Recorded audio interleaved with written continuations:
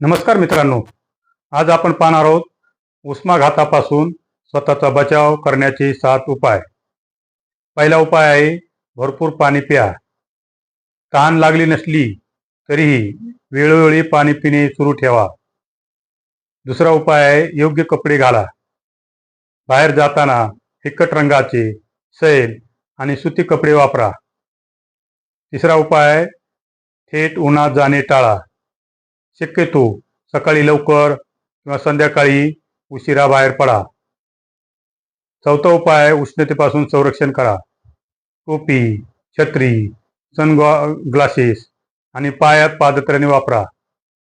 पाचवा उपाय आहे थंड थंड पेय प्या, जसे की लिंबू सरबत, ORS, कैरीचे पन्हे, ताक, नारळ पाणी यासारख्या पेयाचे सेवन करा.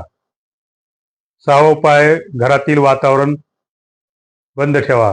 घराच्या खिडक्या, दरवाजे बंद ठेवा, जेणेकरून उष्ण हवा आत येणार नाही. सातवा उपाय आहे कामकाजी वेळ ठरवा. शेती किंवा उघड्यावर काम करणाऱ्यांनी कडक उन्हात काम करणे टाळावे.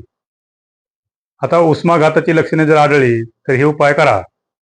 पहिला उपाय त्वरित सावलीत जा किंवा थंड ठिकाणी जा. दुसरा आहे थंड पाण्याने अंग पुसून घ्या किंवा आंघोळ करा.